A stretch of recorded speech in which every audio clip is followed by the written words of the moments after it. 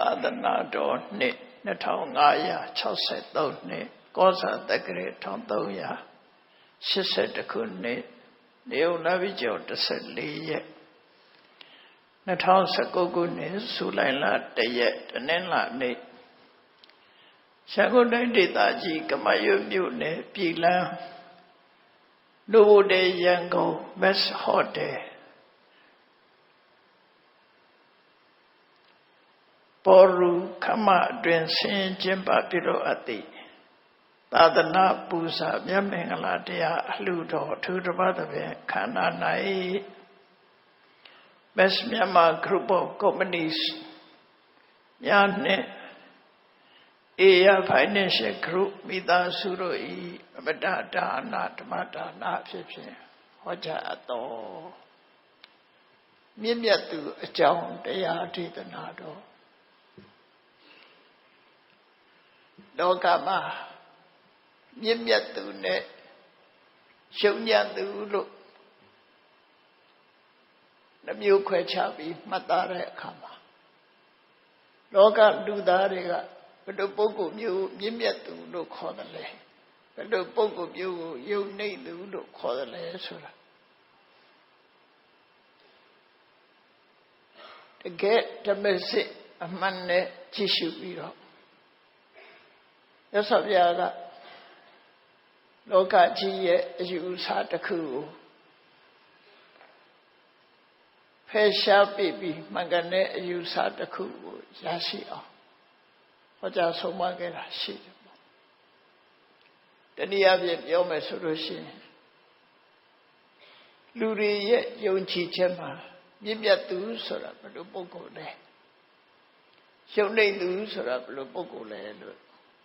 မြင့်မြတ်သူနဲ့ကျင့်မြတ်သူ definition ကွဲပြားခြားနားမှုများစွာရှိတယ်လောကမှာမာရွင်တဲ့အယူဆတွေဟာလူတွေရဲ့စိတ်ကိုလွှမ်းမိုးပြီးတော့လူတွေကမှန်ကန်တဲ့လမ်းကြောင်းပေါ်မရောက်နိုင်ပဲရှိကြတယ်ပေါ့အများစုကမြင့်မြတ်သူဆိုတာဘယ်လိုပုဂ္ဂိုလ်ခေါ်တယ်လဲဆိုရင်မျိုးရိုးဇာတိမြင့်မြတ်သူကမွေးဖွားလာရင်မြင့်မြတ်သူလို့ခေါ်တယ်ဥစ္စာဒနာကျွယ်ဝချမ်းသာသူတွေကိုလည်းမြင့်မြတ်သူလို့ခေါ်တာတိုင်းပြည်ကိုအုပ်ချုပ်နိုင်တဲ့အာဏာရှိတဲ့ပုဂ္ဂိုလ်တွေကိုလည်းမြင့်မြတ်သူလို့တို့ထင်ကြတယ်အဲ့ဒီလိုလောကလူတွေရဲ့ယုံကြည်ချက်မြင့်မြတ်သူဆိုတာဟာမျိုးဇာတိနဲ့အကြောင်းပြုပြီးတော့ခေါ်တာဖြစ်သည့်အတွက်ကြောင့်မြင့်မြတ်သူတွေဟာဘာတွေပဲလှုပ်သူတို့ကမြင့်မြတ်တဲ့နေရာကိုရထားသည့်အတွက်ကြောင့်လူဘဝမှာခုခေတ်လို့ပြောမယ်ဆိုရင်အပေါ်ယံဒီလူမလိုက်လို့ခေါ်မှာပေါ့လေထက်စီကနေရာရထားတဲ့ပုဂ္ဂိုလ်တွေကိုမြင့်မြတ်သူလို့သတ်မှတ်ကြလူတွေကလည်းသူတို့ပြောတာဘာပဲဖြစ်ဖြစ်နားထောင်ကြတယ်လေးစားကြတယ်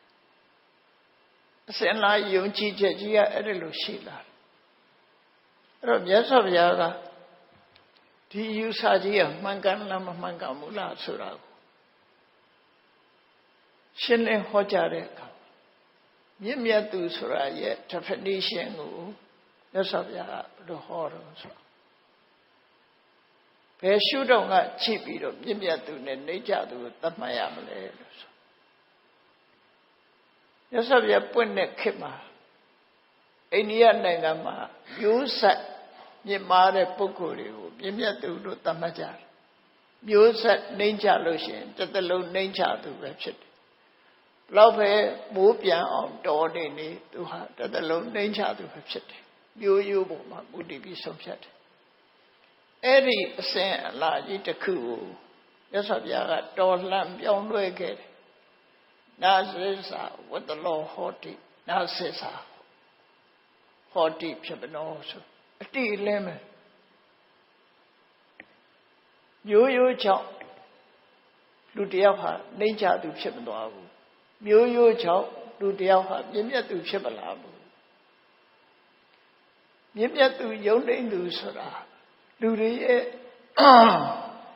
မျိုးရိုးနဲ့မဆိုင်ဘူးဒါကိုကြည့်လေအိန္ဒိယနိုင်ငံလူအတိုင်းဝိုင်းကြီးတစ်ခုလုံးဟာတုံ့လောက်ခြောက်ခြားသွားဘာလို့လို့ဆိုတော့လူတွေရဲ့အစဉ်လာတစ်ခုကိုတော်လှန်လိုက်တာဖြစ်တယ်ဟောအဲ့တော့မြတ်စွာဘုရားကဘာကိုကြည့်ပြီးတော့ပြောတော့ဆိုကမ္မုနာဝတ္တလောဟောတိကမ္မုနာဟောတိဖြစ်တော့မြင့်မြတ်သူယုံနေသူဆိုဒီမှာမြင့်မြတ်တဲ့အလုပ်ကိုလုပ်ရင်မြင့်မြတ်သူယုံငိမ့်တဲ့အလုပ်ကိုလုပ်ရင်ယုံနေသူစိတ်သဘောထားနဲ့သူ့ရဲ့လောက်ကင်ဆောင်ရွက်မှုကိုကြည့်ပြီးတော့မြင့်မြတ်သူနဲ့ယုံနေသူကိုခွဲခြားသတ်မှတ်တယ်မြို့ရိုးနဲ့မဆိုင်ဘူးဥစ္စာဒနာကြွယ်ဝမှုနဲ့လည်းမဆိုင်ဘူးယာဓုကုန်သိမ့်နဲ့လည်းမဆိုင်ဘူးသူ့အလုပ်ကိုပဲသူကြည့်ရမယ်လူတယောက်ဟာမြင့်မြတ်သူလားယုံနေသူလားဆိုတာလုပ်ငန်းကိုကြည့်လို့ဆိုလို့ဒီတဲ့ရှင်းရှင်းလင်းလင်းမြတ်စွာဘုရားဟောကြားတဲ့အခါမှာလူတယောက်ဟာသူများပစ္စည်းကိုတိတ်တခိုးခိုးယူလို့ရှင်တခိုးပဲမြင့်မြတ်သူမဖြစ်ဘူးသူ့လောက်ရကခိုးတဲ့အလုံးလုံးသည့်အတွက်ကြောင့်သူဟာတခိုးပဲလူတယောက်ဟာသူများပစ္စည်းကိုအနိုင်အထက်လူယူထားလို့ရှိရင်ဓမြပဲမြင့်မြတ်သူမဟုတ်ဘူးဘလောက်ပဲမျိုးရိုးကောင်းကောင်းခိုးစားတဲ့လူကတခိုးလူယူတတ်တဲ့လူကဓမြလောက်ရကိုကြည့်ပြီးတော့လူကောင်းလူမကောင်းလူဆိုးလူကောင်းခွဲခြားတယ်အဲ့ဒီစနစ်ဟာလွန်လက်တွေ့ကြတယ်ဒီနဲ့မြတ်စွာဘုရားရဲ့တော်လှန်ပြောင်းလဲမှုလူအတိုင်းဝိုင်းထဲမှာဒီအတွေးခေါ်တစ်ခုကိုပြောင်းလိုက်တယ်အိန္ဒိယနိုင်ငံမှာမျိုးရိုးပြည့်မြတ်ရင်ဘာပဲလုပ်လို့ခိုးစားစားလူစားစားလှုပ်ချနာလှုပ်ပြည့်မြတ်သူပဲသူကမျိုးရိုးကနေကြပြီဆိုရင်ဘလောက်ပဲသူတော်ကောင်းကြီးဖြစ်ဖြစ်ယုံနေသူပဲမျိုးရိုးနဲ့အသေးသတ်မှတ်ထားတယ်အဲ့ဒီအသေးသတ်မှတ်ထားတဲ့ tradition သူတို့ရဲ့အစဉ်အလာယုံကြည်ချက်ကြီးကိုတော်လှန်ပြောင်းလဲပြလိုက်တော့အိန္ဒိယနိုင်ငံတစ်ခုလုံးဟာတုံလှုပ်ခြောက်ခြားသွားတယ်ခြောက်ခြားသွားတယ်လက်ခံသူနဲ့လက်မခံသူကိုပြချမ်းသာပါသို့တော့လူတွေထဲမှာစိတ်ကောင်းနှလုံးကောင်းရှိပြီးရိုးသားဖြောင့်မတ်သူတွေကဒါဟုတ်တယ်ဆိုပြီးတော့လက်ခံလာကြလို့မြတ်စွာဘုရားလက်ထက်ကသူတို့ကိုသူတို့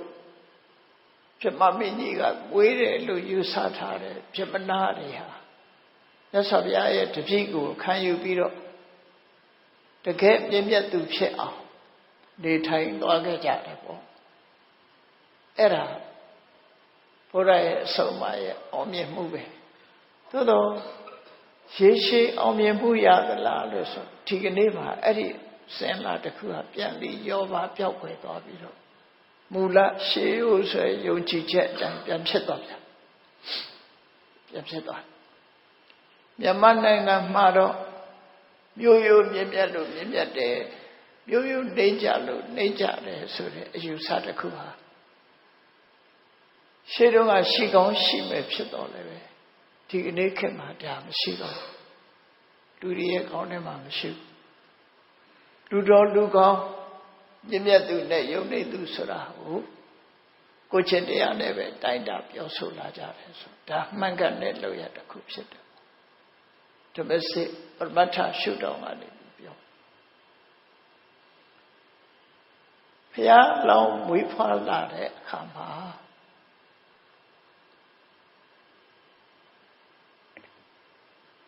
ဝိပွေခြင်းခုနှစ်ဘဝလှမ်းပြီး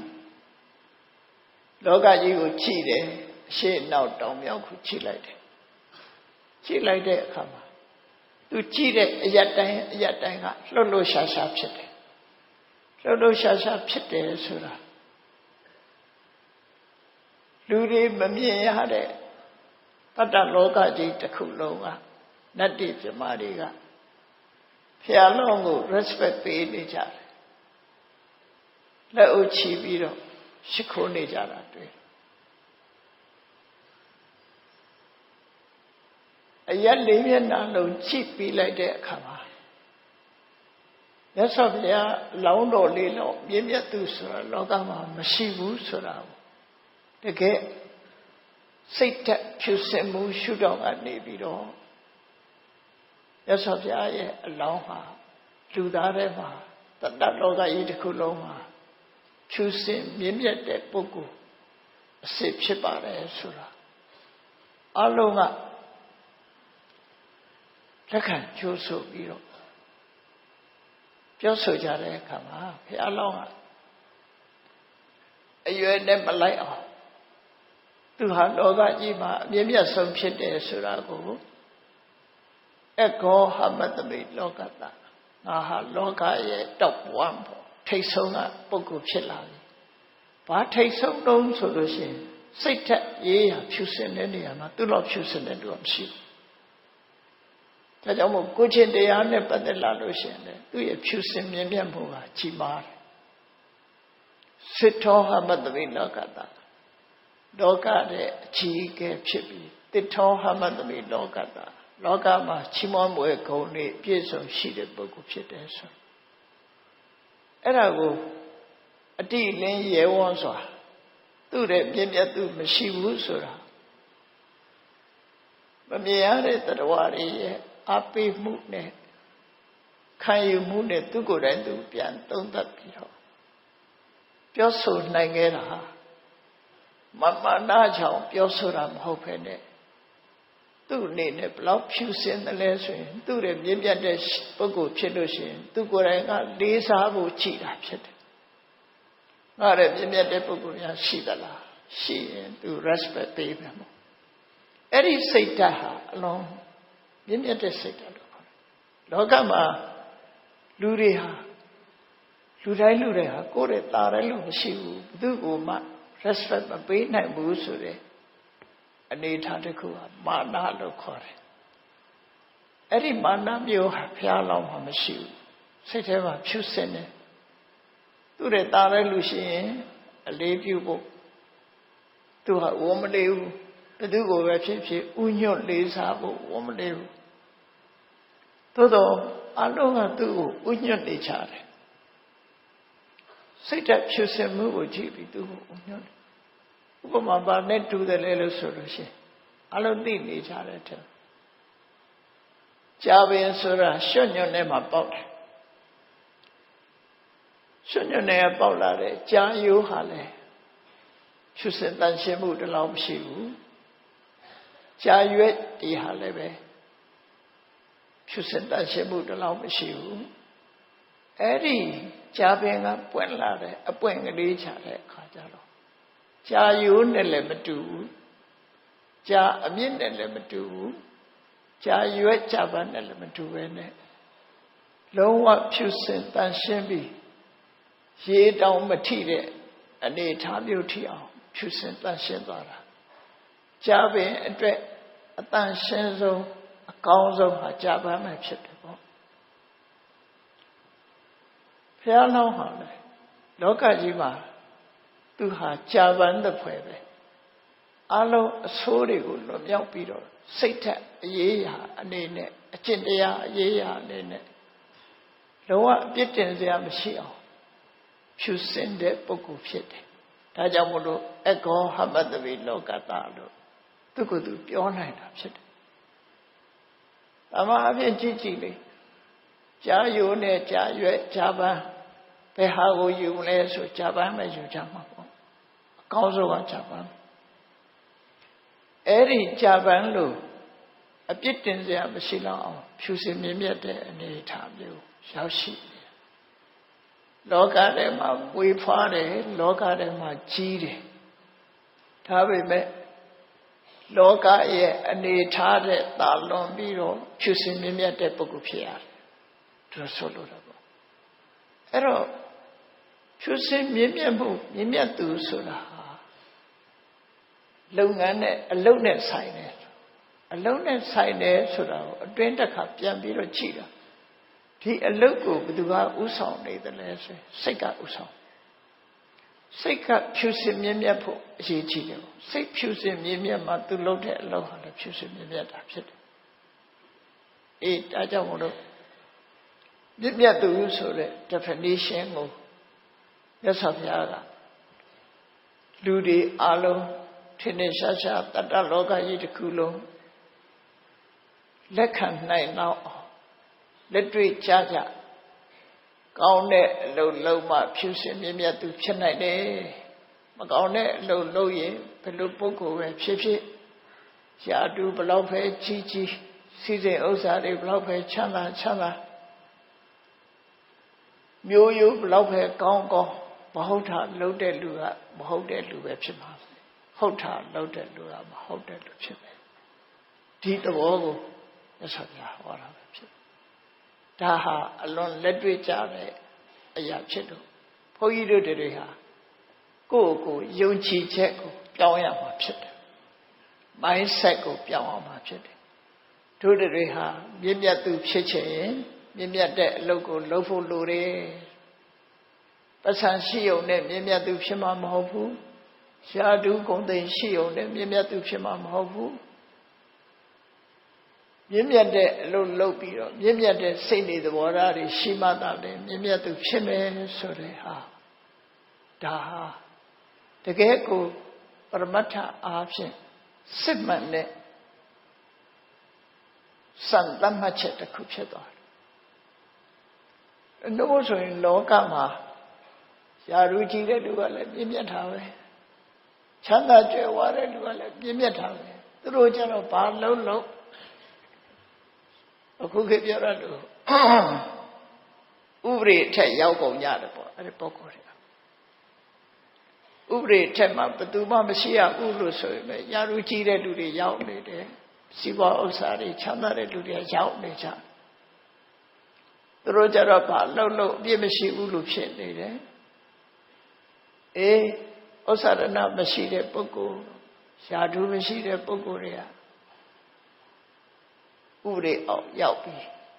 ပြဝတ်နေရတဲ့အနေအထားမျိုးရောက်တယ်ဒါလောကကြီးရဲ့မှားယွင်းချက်တစ်ခုပဲဖြစ်တယ်အစစ်မှန်ကတော့အဲ့ဒါတော့မဟုတ်ပါဘူးလူတယောက်မြင့်မြတ်မှုဆိုတာအလုံးနဲ့သက်ဆိုင်တယ်စိတ်နေသဘောထားနဲ့သက်ဆိုင်တယ်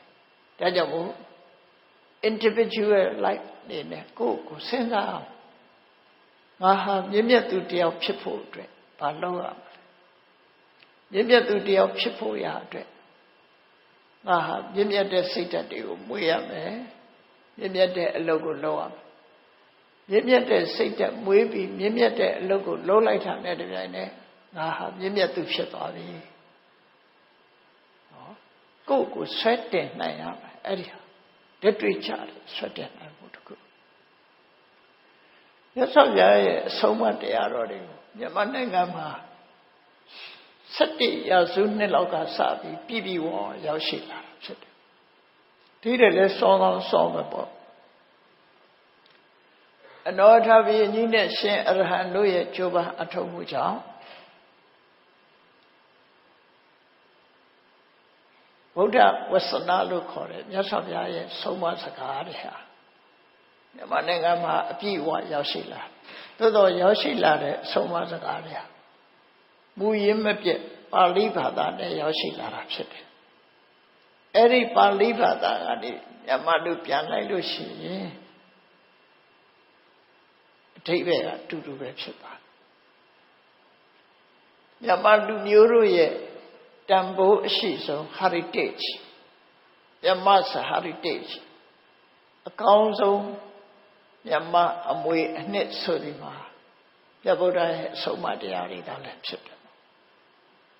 မြန်မာအမွေနှစ်ရရှိထားလို့မြန်မာလူမျိုးတွေရဲ့စိတ်တွေသဘောထားတွေဟာရှိမွမ်းမွေရတယ်များစွာဖြစ်တယ်သို့တော့မူရင်းက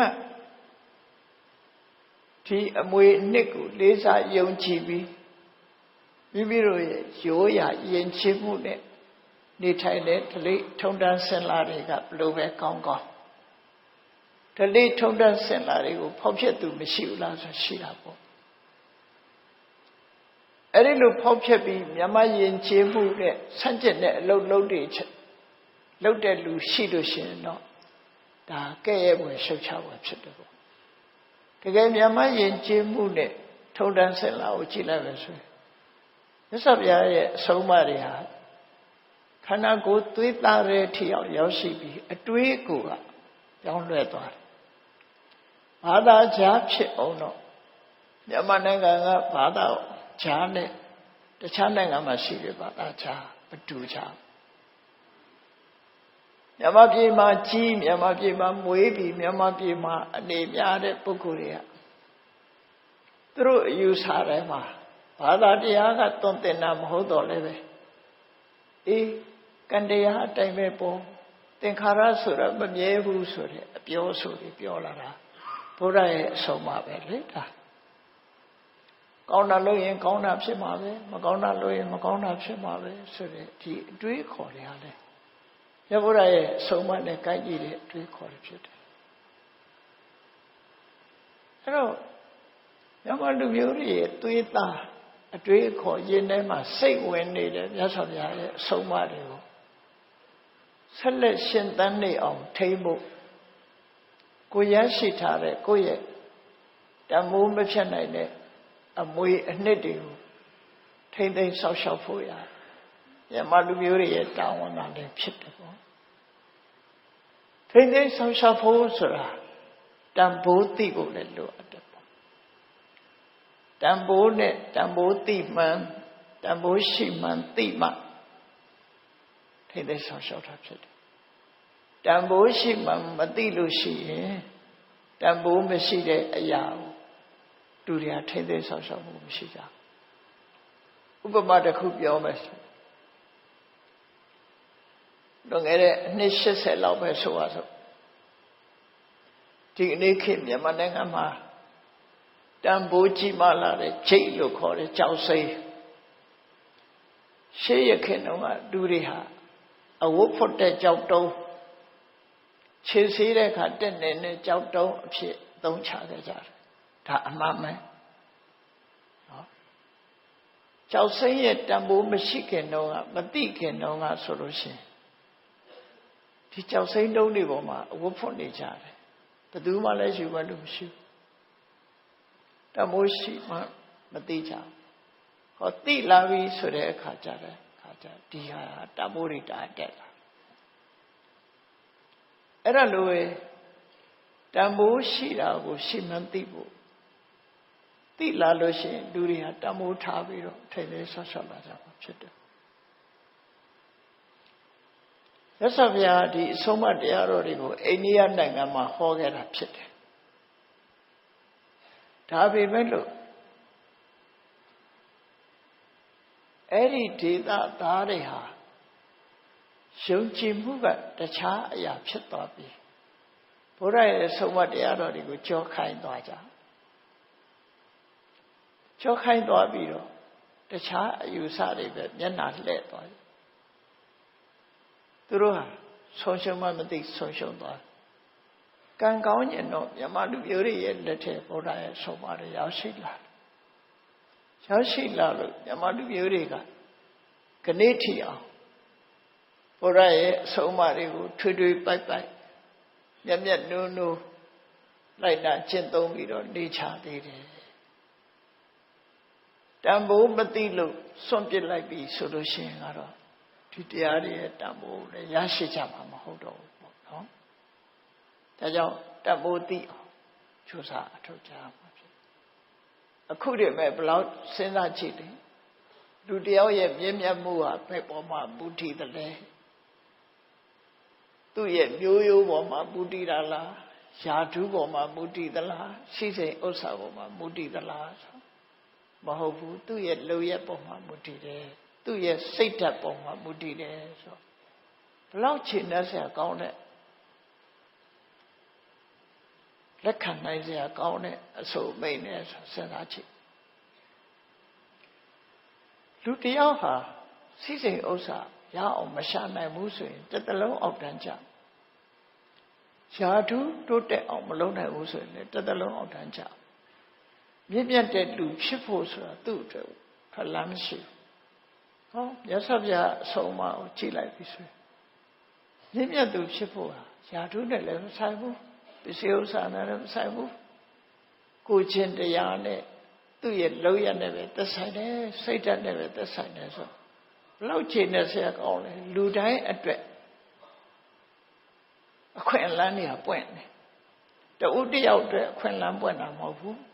ဒီယူဆလူတိုင်းအတွက်ခွင့်လန်းပွင့်သွားကိုယ်တိုင်မြင့်မြတ်ချင်ရင်ကိုယ့်ပေါ်မှာမူတည်တယ်ကိုယ့်ပေါ်မှာပဲမူတည်တယ်ကိုယ်တိုင်နှိမ့်ကြသူဖြစ်အောင်လဲကိုယ်တိုင်လှုပ်ထားပဲမြင့်မြတ်သူဖြစ်အောင်လဲကိုယ်တိုင်လှုပ်ထားပဲဆိုကိုအားကိုရမယ်အတ္တဟိအတ္တနောနာထောမိမိသိတာလဲမိမိရဲ့အားကိုရဖြစ်တယ်ကိုလှုပ်ရင်ဘာလို့ဆိုဖြစ်တယ်ဆိုတဲ့အယူဆတစ်ခုဟာဘလောက်ကျင့်တတ်စရာကောင်းအဲ့လိုမဟုတ်ဘဲနဲ့တသက်တာလုံးတစ်ခုခုကိုမှီးနေရလူတွေကပြောတယ်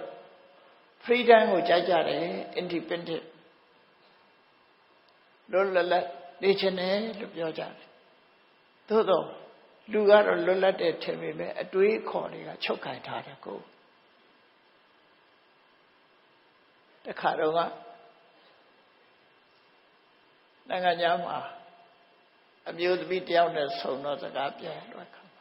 သူကဘာပြောတော့ဆိုသူက free thinker တဲ့ခုခေတ်က free thinker လို့ဆိုတာကိုကြိုက်တာကိုလုပ်တဲ့သဘောပေါ့နော်free thinker ဆိုတာဘုရားရဲ့အဆုံးအမပဲလို့ဘုရားရဲ့တွေးတောယုံကြည်မှုပါအမှန်တရားပေါ်မှာအခြေခံထားတယ်ဆိုတော့တကယ် free ဖြစ်တယ်အမှန်တရားဆိုတာအလုံးအတွက်ပဲလေ free မဖြစ်တာပါတော့ဆိုရင်ကိုယ့်ကိုဖန်ဆင်းနေတဲ့ပုဂ္ဂိုလ်တယောက်ရဲ့အဆုံးအမနဲ့နေရတယ်ဆိုလို့ရှိရင်ကိုယ့်ထက်ကကိုယ့်ကိုဖန်ဆင်းနေတဲ့ပုဂ္ဂိုလ်သူ့ဘောင်မကျော်နိုင်ဘူးပေါ့ဘုရားသခင်လိုတော်ချဆိုတဲ့အထဲမှာသူကနစ်မြုပ်သွားတယ်တခြားအဆုံးအမတွေဘာသာတရားတွေအတိုင်းပဲဆိုလို့ရှိရင်သူ့ဘုသူနစ်မြုပ်သွားတယ်လို့ဖြစ်တယ်free thinker လို့ဆိုတဲ့ဟာအဓိပ္ပာယ်ကောင်းအောင်ယူမယ်ဆိုရင်လက်တွေ့ကြတဲ့ကိုယ့်ဘဝကိုကိုယ်တိုင်ပဲ we are our own architect ကိုယ့်ရဲ့ architect ကိုယ်ဘယ်လိုပုံဖော်ခြင်းလဲကိုယ့်ဘဝ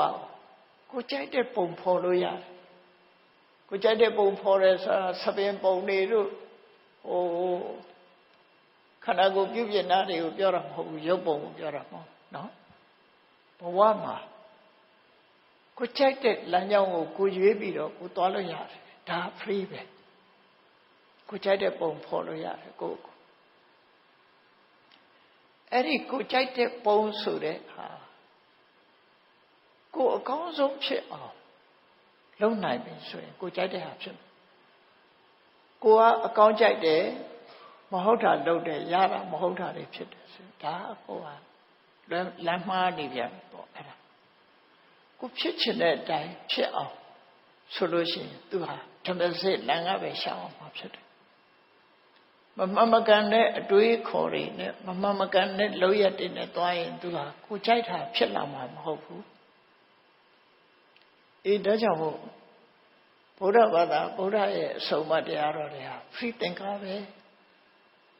ကိုယ့်ဘဝကိုရွေးချယ်ခွင့်ရှိတယ်ကိုယ်ဘာဖြစ်ချင်တယ်လဲရွေးချယ်လို့ရတယ်နောက်ဆုံးပဲဘယ်လောက်ထိအောင်မရွေးချယ်ရဘူးဆိုတာတခုမှမရှိဘူးကိုဟာလောကမှာအထွတ်ထိပ်ရောက်သွားတဲ့အဖြူစင်မြင့်မြတ်ဆုံးပုဂ္ဂိုလ်ဗုဒ္ဓဖြစ်ချင်သလားရွေးချယ်လို့ရတယ်ဘယ်သူမှမမိပါဘူးလို့ပြောတာမရှိဘူးနော်ဒါကြောင့်မို့လို့ဘုရားဘာသာထဲမှာမဟာယာနဗုဒ္ဓဘာသာဆိုရှိတယ်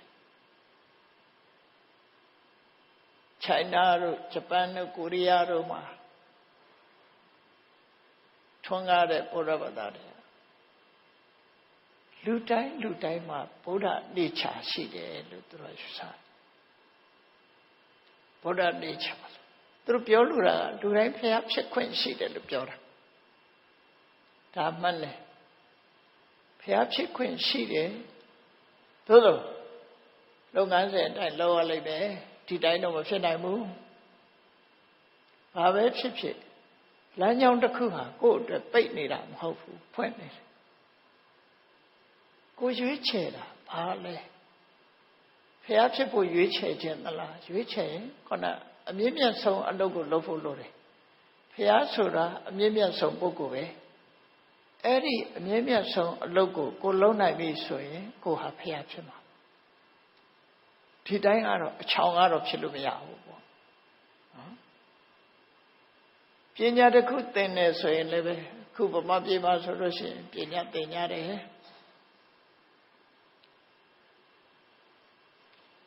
ဆေးသင်နေဆိုလို့ရှိရင်သူသတ်မှတ်ထားတဲ့ကာလဒါတွေလေးလက်ဖတ်ရှုဖို့လိုတယ်အင်ဂျင်နီယာဖြစ်ဖို့ဆိုလည်းသတ်မှတ်ထားတဲ့ကာလဖတ်ရှုလေးလာဖို့လိုဒါလုံးဝလုံးကိုလုံးတယ်ဖျားဖြစ်ချင်တယ်ဆိုလို့ရှိရင်လည်းဖျားဖြစ်လောက်တဲ့အတိုင်းအတာတွေဟာကန့်တတ်တရှိတယ်အဲ့ဒါကိုလေ့ကျင့်ရမှာဖြစ်တယ်ဖျားဖြစ်ချင်လို့လေ့ကျင့်ရမယ့်အချက်တွေဟာအလုံးသိကြတဲ့အတိုင်းပဲပါရမီ7ပါးလို့ခေါ်တယ်ပါရမီ7ပါးဆိုတာပါရမီဆိုတဲ့စကားလုံးကမြန်မာလူမျိုးတွေကတော့ယိုးနေတာလမ်းနဲ့ပါရမီလမ်းလို့ခေါ်တာရင်တော့ဘာစကားတွေကလည်းပါရမီဘာစကားအဲ့ပါရမီဆိုတဲ့အဓိပ္ပာယ်ကမြင့်မြတ်သူတို့ရဲ့အလုပ်လို့ပြောတာ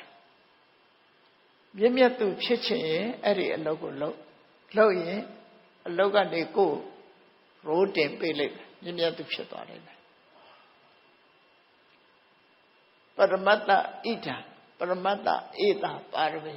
မြင့်မြတ်သူရဲ့စိတ်နေသဘောထားမြင့်မြတ်သူရဲ့လုပ်ငန်းဒါကိုပါရမီလို့ခေါ်တာဖြစ်တယ်အဲ့ဒါလည်းကန့်တတ်ထားတာရှိတယ်ဘယ်အလုပ်တွေဟာမြင့်မြတ်တဲ့အလုပ်တွေလဲလောကမှာဒီလူတယောက်ဟာနိုဘယ်နဲ့ဣဂနိုဘယ်နှစ်ခုရှိတယ်နိုဘယ်ဆိုတာမြင့်မြတ်သူဣဂနိုဘယ်ဆိုတာမြင့်မြတ်သူပေါ့ဆိုင်ရာစိတ်နေသဘောထားနဲ့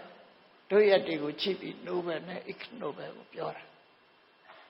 အဲ့တော့ကောင်းပြီဘုန်းကြီးတို့တွေနိုဘယ်ဖြစ်ချင်တယ်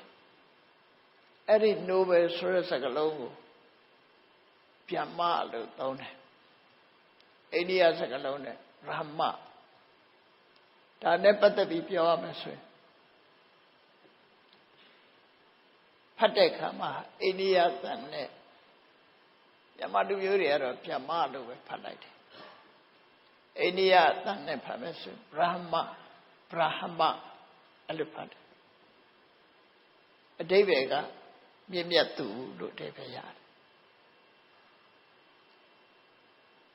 မြန်မာပြည်ကိုတစ်ချိန်တုန်းကဘာမလို့ခေါ်ခဲ့တာအလုံးသိကြပါတယ်ဗမာပြည်ကိုဘာမလို့ခေါ်တယ်ဗမာလူမျိုးတွေကိုဘာမစ်လို့ခေါ်တယ်ဗမာစကားကိုလည်းဘာမစ်လို့ခေါ်တယ်အဲ့ဒီအနေခုမြန်မာသေးချာစဉ်းစားကြည့်လို့ရှိရင်မြန်မာလူမျိုးတွေကိုဘာကြောင့်ဘာမာလို့ခေါ်ခဲ့တာတော့ဆိုလို့ရှိရင်ဘုန်းကြီးတို့စဉ်းစားမိတော့ပြောတာပါမှန်ရင်လည်းမှန်မယ်မမှန်ရင်လည်းမမှန်အိန္ဒိယနဲ့မြန်မာနိုင်ငံဟာအင်္ဂလိပ်ခေတ်ကတနိုင်ငံနဲ့အဖြစ်ပေါင်းစပ်ထားတာအလုံးသိမယ်တမိုင်းရအောင်ကြည့်လိုက်မြန်မာအိန္ဒိယနိုင်ငံရဲ့ပြည်နယ်တစ်ခုပဲမဏိပူရအတန်တို့နာမှာဗြဟ္မပုတ္တရဆိုတဲ့မြစ်ရှိတယ်အဲ့ဒီဗြဟ္မပုတ္တရမြစ်ရဲ့ဒီဘက်ကိုဗြဟ္မဒေရှလို့ခေါ်တယ်သူတို့ဒေရှဆိုတာဒေသပဲအခုရန်ကုန်တိုင်းဒေသကြီးခေါ်တဲ့ဟာပြောလို့ပေါ့ဗြဟ္မဒေရှအဲ့ဒီအိန္ဒိယနိုင်ငံကလူတွေနဲ့တွေ့ရင်မြန်မာကိုဘယ်လိုခေါ်လို့ဆိုဗြဟ္မနဲ့ခေါ်တယ်သူတို့ဗြဟ္မဒေရှကလူတွေကိုဗြဟ္မလို့ခေါ်တယ်အင်္ဂလိပ်ကအိန္ဒိယကိုအရင် သိမ့်သွင်းတဲ့ကိုလိုနီဖြစ်အောင်ပြီးတော့မှအိန္ဒိယကတူတွေနဲ့မြမပြည်ကိုသိမ့်ယူတယ်ဒါလည်းသိတာပဲကလဖြူကလမဲဆိုတာကြောင့်မလို့ဖြစ်တယ်အဲ့တော့ဗြဟ္မာကိုသူတို့ကဗြဟ္မာလို့ခေါ်တော့သူတို့နှုတ်နဲ့ကြိုက်အောင်အင်္ဂလိပ်ကဗြဟ္မာကိုဘာမာလို့ဖြစ်သွားတယ်နော်ဗြဟ္မာကနေဘာမာဖြစ်တာအဲ့ဒီစကားလုံးကိုအင်္ဂလိပ်လိုရေးလိုက်တဲ့အခါကျတော့ဘာမာဖြစ်သွားတယ်ဘာမာဖြစ်သွားတာအင်္ဂလိပ်ကဖတ်တာဂျာမန်တွေကဘောမာလို့ဖတ်တယ်ဖတ်ချင်တာဖတ်ကြတာနော်နောက်တီဟိုတွေကြတော့ဘူရုမာလို့ဖတ်တယ်ဂျပန်တွေကတော့ဘီရုမာလို့ဖတ်တယ်ဒါသူဖတ်ချင်တယ်လို့ဖတ်တယ်ဒီနားကတရုတ်ပြည်ကိုတီဟိုတို့အိန္ဒိယတို့ကခဏထီအောင်ချိနာလို့ခေါ်တယ်ချိနာဆိုတာစိနာပဲအင်္ဂလိပ်စကားလုံးပေါင်းထားတာချိနော် CHINA ဆိုချိနာပဲလေအဲ့ဒါအင်္ဂလိပ်တွေကသူတို့ဘာလို့သူတို့မှားဖတ်တော့ China ဖြစ်သွားတယ်အမှန်တော့အမှန်မဟုတ်ဘူးချိနာပဲချိနာကနေ China ဖြစ်သွားတော့သူတို့ဖတ်လို့ဖြစ်သွားတာအဲ့ဒါကိုအမှန်လို့ယူဆလို့မရဘူးတချို့ကလည်းဒီလိုဖတ်မှမှန်တယ်ဒီလိုဖတ်မှမှားတယ်မှန်တယ်မှားတယ်ဆိုတာသာထားတွင်သွားတာစကားလုံးတစ်ခုอ่ะတကယ်ကချိနာလို့ဖတ်ရမှာအခုအိန္ဒိယလိုကြီးညာတဲ့သတင်းတီဟိုလိုကြီးညာတဲ့သတင်းတွေကိုနားထောင်ကြည့်တရုတ်ပြည်အကြောင်းပြောရင်ချိနေနဲ့ခဏခဏပါတယ်နော်တရုတ်ပြည်အကြောင်းပြောနေပြီချိနေတရုတ်ပြည်အကြောင်းအဲ့တော့ချိနာကနေပြီးတော့ China ဖြစ်သွားတာဘယ်သူလက်ချက်တုံးဆိုအင်္ဂလိပ်ရဲ့လက်ချက်ကြည့်အောင်အိန္ဒိယနိုင်ငံရဲ့တောင်ဘက်မှာအခုဗမာတွေတောင်တော့လဲနေကြတယ်တငါးတဲ့ရွာလေးလေမော်လဒိုင်လို့ခေါ်တယ်ဒါကဘာမှဖြစ်ငါဖတ်နေနေရတယ်တငါးတဲ့တွေပဲရှိတယ်ဒါပေမဲ့အခုသူကနိုင်ငံလေးတစ်နိုင်ငံဖြစ်သွားလဲနေကြတယ်အဲ့ဒီဟာရဲ့နာမည်အစစ်ကမာလာဓိပမာလာဆိုတာပန်းမယ်နော်မာလာဓိပကိုသူတို့စကားနဲ့ဖတ်တဲ့အခါကျတော့မာလဓိလို့ဖတ်တယ်ဓိပကပအောင်ဖြုတ်ပြီးမာလဓိလာအပန်းပြီးအောင်မဖတ်တော့နဲ့မာလဓိလို့အင်္ဂလိပ်ကမှားဖတ်လိုက်တော့မော်ဒိုက်ဖြစ်သွားပြန်နော်စကားလုံးအဓိပ္ပာယ်ကမာလဓိအဲ့နာလေးမှာတီဟိုဂျွန်နဲ့သူကရှင်ရဲလို့နေတာအိန္ဒိယမြေပုံကြီးရဲ့တောင်ဘက်ဖြားမှာနဲ့အရှေ့ဘက်မှာ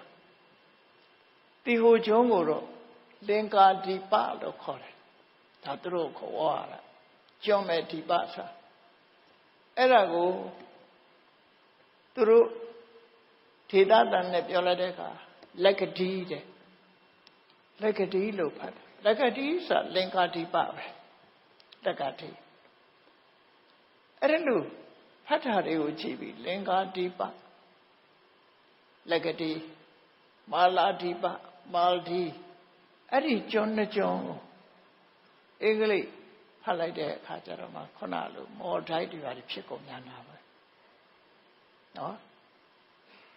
အဲ့ဒါကိုပဲအမှန်ယူနေကြတယ်အဲ့တော့ဆိုလိုချင်တာကဗမာတွေကိုဘာလို့ဘာမာလို့ပြောတာတော့ဆိုဗြဟ္မထေရှကလူတွေမို့ဗြဟ္မာတွေလို့ပြောတာဗြဟ္မာဆိုတဲ့အဓိပ္ပာယ်ကမြင့်မြတ်သူလို့အဓိပ္ပာယ်ရတယ်ကိုယ့်ကိုယ်ဂုဏ်ယူခြင်းယူဖို့ဟောမြင့်မြတ်သူဆိုတဲ့အဓိပ္ပာယ်ရသို့တော့မြင့်ရဲ့နာမည်ကဗြဟ္မဗုဒ္ဓခရီးလေးဗြဟ္မဗုဒ္ဓလို့ခေါ်တာပဲဗြဟ္မဗုဒ္ဓမြင့်ဒီတဲ့သေချာကြည့်ရင်ဗြိတိရှရဲ့အင်ပါယာမြေပုံထဲမှာကြည့်အိန္ဒိယနဲ့တွဲရဲ့information တစ်ခုပေးရမယ်ဆိုရင်ဗာရာဏသီရောက်တဲ့အခါမှာဗာရာဏသီမြို့တနေရာမှာဒီစချင်းကြောက်နဲ့ထွင်းထားတဲ့ အိန္ဒိယတိုက်မြေပုံကြီးရှိတယ်ဗာရာဏသီမြို့ထဲမှာအမြေပုံကြီးသွားကြည့်ရင်ဗမာအိန္ဒိယရဲ့ဒေသတစ်ခုအနေနဲ့အဲ့ဒီမှာရေးထားတယ်ဗြဟ္မတိရှာလို့ရေးထားတယ်နော်ဗြဟ္မတိရှာအဲ့တော့သူခေါ်ချင်ခေါ်တာပဲလေကိုကလည်းသူတို့ကလားလို့ခေါ်တာနောက်ဟိုဘက်ကလူတွေကြတော့တရုတ်လို့ခေါ်ပြန်တရုတ်ကတော့ဗမာတွေကိုမြင်းတင်းလို့ခေါ်ပြန်ရောမြင်းတင်းလို့ခေါ်တယ်အဲ့တော့ခေါ်ချင်တာခေါ်ကြတာပဲကြာကိစ္စမရှိနော်ခေါ်ချင်တာခေါ်သို့သောကိုယ့်ကိုအစစ်မှန်သိဖို့နဲ့ခုနပြောတဲ့ကောင်းတဲ့အလုပ်လုပ်မှမြင့်မြတ်သူဖြစ်တယ်မကောင်းတဲ့အလုပ်လုပ်ရင်မြင့်မြတ်တယ်လို့မဖြစ်ဘူးဆိုတဲ့မြတ်စွာဘုရားရဲ့အဆုံးအမတရားတော်ဟာသွေးထွက်အောင်မှတ်တယ်အမှန်ပဲဖြစ်တယ်ကိုယ်တိုင်မြင့်မြတ်ခြင်းမြင့်မြတ်တဲ့အလုပ်ကိုလုပ်ကြမှာဖြစ်တယ်နေကြတဲ့အလုပ်လုပ်ရင်ကိုယ်ဟာဘလောက်ပဲမြင့်မြတ်သူဖြစ်ခြင်းတော့လဲနေကြသူပဲဖြစ်မယ်အလုပ်ကနေကိုယ်ကိုစံသတ်မှတ်သွားလိမ့်မယ်စိတ်တွေသဘောထားတွေကစံသတ်သွားမှာလေစိတ်ထားမြတ်မှလူဟာမြင့်မြတ်တာဖြစ်တယ်ပေါ့ကောင်းပြီဒါဖြင့်စိတ်ထားမြတ်အောင်ဘယ်လိုလုပ်ရမလဲဘယ်ဟာကိုမြင့်မြတ်တဲ့စိတ်လို့ပြောရမလဲလူဆိုတာအတိုင်းအဝိုင်းနဲ့နေတတ်တဲ့တရားတစ်မျိုးအဲ့ဒီအတိုင်းအဝိုင်းနဲ့နေတဲ့အခါမှာ family society သူ family ကို family ကိုရှိတယ်အဲ့ society လူသားအတိုင်းအဝိုင်းပေါ်မှာအကျိုးစီးပွားကိုလိုလားတဲ့စိတ်ဓာတ်ဆိုတာမေတ္တာမေတ္တာဆိုတာအမုန်းကင်းစင်တဲ့စိတ်တွေတော့ပြောတယ်လူတယောက်ပေါ်မှာမကျေနပ်တာတွေမရှိဘူးမုန်းတီတာတွေမရှိဘူးသူ့ရဲ့အကျိုးစီးပွားကိုလိုလားတယ်လူတိုင်းကိုချမ်းသာစေခြင်းနဲ့ဆင်ပြေစေခြင်းနဲ့ဆိုစိတ်ဓာတ်တွေကိုမွေးကြည့်လိုက်နော်ဘသူပဲတွေ့အားလုံးအကျိုးစီးပွားလိုလားတယ်ဘသူပဲဖြစ်ဖြစ်ချမ်းသာတယ်အလောက်ကိုင်းစေပြေတယ်စားဝတ်နေပြည့်စုံတယ်အားလုံးကချမ်းသာကြတယ်ပြုံးရွှင်ပြီးတော့နေကြတယ်ဆိုအားလုံးကျင့်တတ်ကြကိုယ်စိတ်ဓာတ်ကအဲ့ဒီလိုမြင့်မြတ်တဲ့စိတ်ဓာတ်တွေမွေးလိုက်ပဲဆိုဒါမေတ္တာလို့ခေါ်တယ်မေတ္တာရဲ့သဘောကဘာလို့ဆိုအမုန်းကင်းစင်ခြင်းပဲလူတွေကမေတ္တာပို့တာကိုမေတ္တာလို့ထင်နေကြတာလူကြားကောင်းမေတ္တာပို့တယ်ရှင်တဲ့ကဒေါသကိုတော့ဒီတိုင်းပဲသိမ့်ထားတယ်မကျေတတ်ဘူးဘသူဖြင့်တကွေးတော့တဲ့မယ်စိတ်ခေါ်ရင်တိမ်မော်ထီအောင်လိုက်အောင်မယ်နဲ့အညိုးတေးတွေနဲ့လှုပ်လို့ရှိကြတယ်လို့တယ်မကျေနပ်ချက်တွေကရင်ထဲမှာရှိတယ်မကျေနပ်ချက်ကိုရင်ထဲမှာတူထားနေလို့ရှိရင်ကိုယ်ကမေတ္တာပြေဝသူမဟုတ်ဘူးအဲ့ဒါဘသူဘောဖြင့်မကျေနပ်ဘူးဘသူကိုတော့မုန်းတယ်ဆိုတဲ့စိတ်ဓာတ်မျိုးတွေထားနေသေးတယ်ဆိုလို့ရှိရင်ဒါဖြူစင်မြင့်မြတ်သူမဖြစ်ဘူးအဲ့ဒါမေတ္တာဆိုတာအကန့်အသတ်မရှိရဘူးသို့တော့မြန်မာလူမျိုးတွေကမေတ္တာဆိုတဲ့ဖြူစင်မြင့်မြတ်တဲ့အသုံးကိုချစ်တာနဲ့သွားလဲနေကြပြန်ဘယ်သူပေါ်မေတ္တာရှိတယ်ဘယ်ဝါပေါ်မေတ္တာရှိတယ်အဲ့ဒါကမေတ္တာမဟုတ်ဘူးတဏှာဆိုတာကိုယ့်အတွက်စဉ်းစားတယ်မေတ္တာဆိုတာသူ့အတွက်ပဲစဉ်းစားတယ်ကဲကိုယ့်ကိုစဉ်းစားကြည့်ငါဟာသူ့အတွက်စဉ်းစားတာလားကိုယ့်အတွက်စဉ်းစားတာလားဒါပဲသိချအောင်စဉ်းစားကိုယ့်ကိုဖြေထုတ်မလိမ့်နဲ့ကိုယ့်ကိုဖြေထုတ်ငါဟာသူ့အတွက်လားသူဟာငါအတွက်လားငါကသူ့အတွက်ဆိုလို့ရှိရင်တော့မေတ္တာပဲရောက်ပါသူဟာငါအတွက်လို့ဆိုလို့ရှိရင်တော့ဒါကိုအတွက်ကျိုးခဲ့တာပဲဖြစ်တယ်ဒီလေလောကလူတွေဟာမိသားစုပဲဖြစ်ဖြစ်အမေဖေကသာသမီကိုချစ်တယ်လို့ပြောကြတယ်ညီကောင်မောင်နှမချစ်တယ်လူချင်းချင်းချစ်တယ်လို့ပြောကြတယ်ကိုယ့်အတွက်လားသူ့အတွက်လားသိချဖြေထုတ်သိချဖြေထုတ်လိုက်တဲ့အခါမှာလူတယောက်ကတယောက်ကိုချစ်တယ်လို့ပြောနေတာဟာသူ့မြင်ရရင်စိတ်ချမ်းသာနေတယ်မိဘကလည်းသားသမီးကိုချစ်တယ်လို့ဆိုတာဒီသားသမီးလေးပေါ်မှာအားကိုးပြီးတော့စိတ်ချမ်းသာနေတယ်အဲ့တော့ domestic ထုတ်ကြည့်လိုက်မယ်ဆိုရင်အဲ့ဒီသူစိတ်ချမ်းသာနေတာလေးကိုသူချစ်နေတာမှာတော့သားသမီးကသူ့ရဲ့ object မျှတာဖြစ်တယ်သားသမီးကိုချစ်တာမဟုတ်ဘူးတေချာစဉ်းစားကြည့်မှပေါ်မှာနော်အခုခေတ်ကြည့်လေအခုပဲတွဲလိုက်တော့ကြကွဲလိုက်ဆိုတာဘာကြောင့်ကိုယ့်အတွက်ကြီးကြတာလေကိုယ့်အတွက်အဆင်ပြေရင်တွဲမယ်ကိုယ်နဲ့အဆင်မပြေဘူးဆိုခွဲမယ်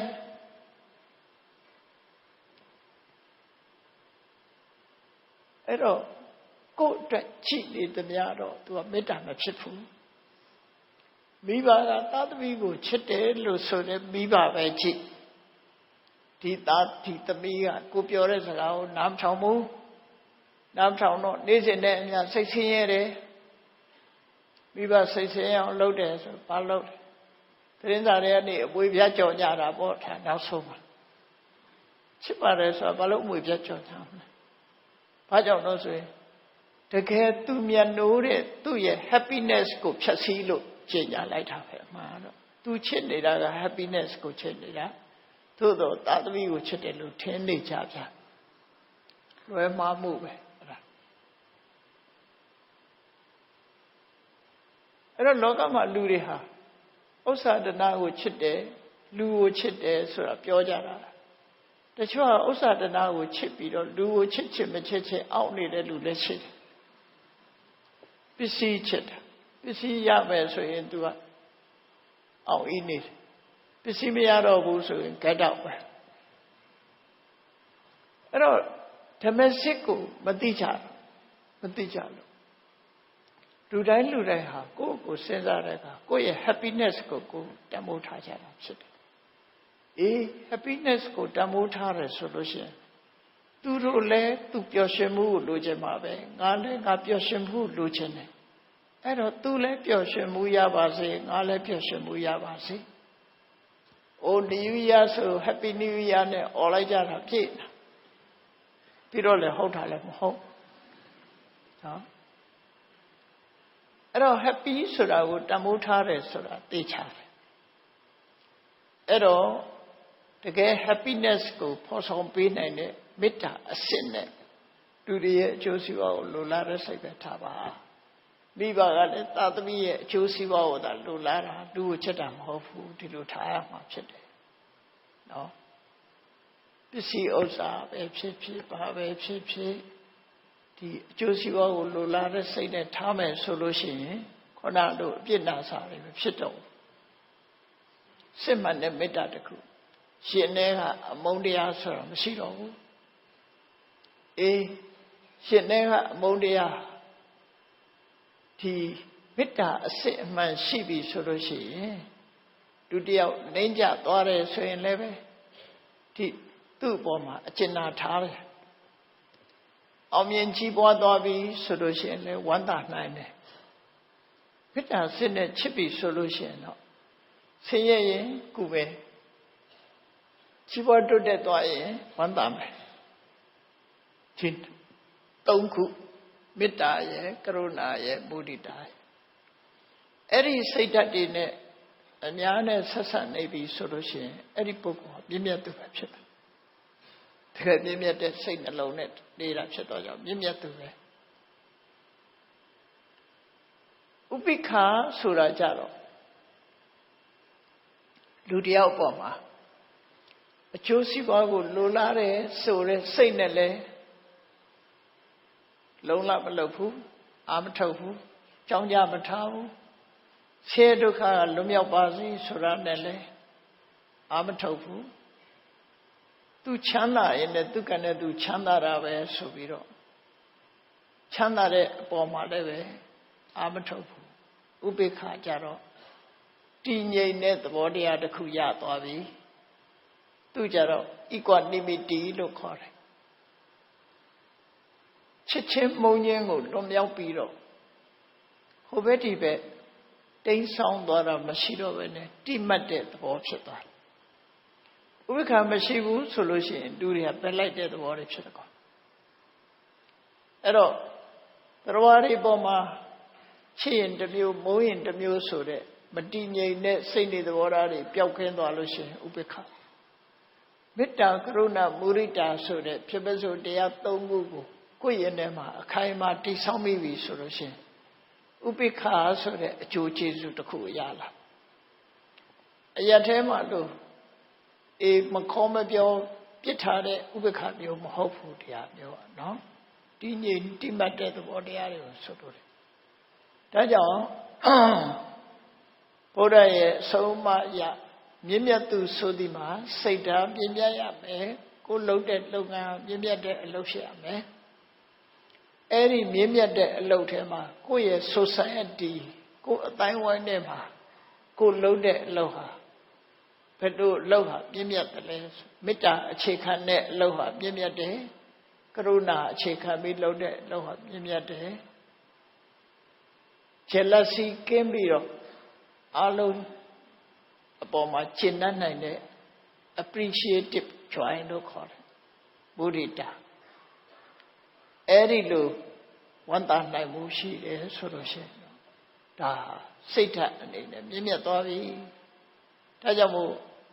ပါဠိစာပေမှာဗြဟ္မဝိဟာရလို့ခေါ်တယ်ဘာကြောင့်ဗြဟ္မလို့ခေါ်တယ်လဲလို့ဆိုရင်ချီးမွမ်းဖွယ်ရာစိတ်တွေသဘောထားဖြစ်လို့မြင့်မြတ်ခြင်းဆိုတဲ့အဓိပ္ပာယ်အရဗြဟ္မလို့ခေါ်တယ်နောက်အဓိပ္ပာယ်တစ်ခုကအမုန်းကင်းစင်တဲ့သဘောတရားဖြစ်သည့်အတွက်ကြောင့်ဗြဟ္မလို့ခေါ်တယ်လောကမှာခဏခေတ်ပဲကြည့် hate speech ဆိုတာလူတွေကိုဒုက္ခအပေးဆုံးအရာတစ်ခုဖြစ်နေတယ်ပေါ့နော် hate speech ထွက်သွားတာဟာရှင်တဲ့က hatred ကြောင့်ဖြစ်တာလေ